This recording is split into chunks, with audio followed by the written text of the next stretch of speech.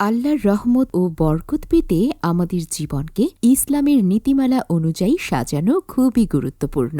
কিছু কিছু ঘরে আল্লাহর রহমত ও বরকত থাকে না, এমনকি সেখানে রহমতের ফেরেশতাও প্রবেশ করে না। এই ধরনের ঘর সম্পর্কে জানা এবং সেগুলো থেকে দূরে থাকা আমাদের জন্য জরুরি। চলুন জেনে নিই এমন 7 ধরনের ঘর সম্পর্কে যেখানে আল্লাহর রহমত থাকে না।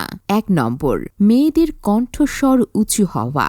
যে ঘরে মেয়েদের কণ্ঠস্বর পুরুষের চেয়ে উঁচু হয় সেখানে ৭০,০০০ ফেরেশতা দিন রাত অভিশাপ দেয়। ইসলামে নারী পুরুষ উভয়কেই শালীন ও নম্র আচরণের নির্দেশ দেওয়া হয়েছে। 2 নম্বর, কুকুর পোষা।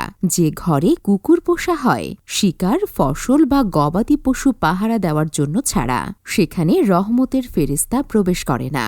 ইসলামে কুকুর পোষার ব্যাপারে সতর্কতা দেওয়া হয়েছে। 3 নম্বর, জানাবাত অবস্থায় থাকা। যে ঘরের লোকজন জানাবাত অবস্থায় থাকে, যেমন গোসল ফরজ হওয়ার পরও শুধু পানি ঢেলে গোসল না করা, সেই ঘর আল্লাহ অপছন্দ করেন। পবিত্রতা ইসলামের একটি গুরুত্বপূর্ণ অংশ। 4 নম্বর, হারাম খাবার পরিবেশন। যে ঘরে হারাম খাবার পরিবেশন করা হয় সেখানে আল্লাহর বরকত থাকে না। হালাল রিজিক খোঁজা এবং হারাম থেকে দূরে থাকা আমাদের কর্তব্য। 5, জীবজন্তু বা মূর্তির ছবি।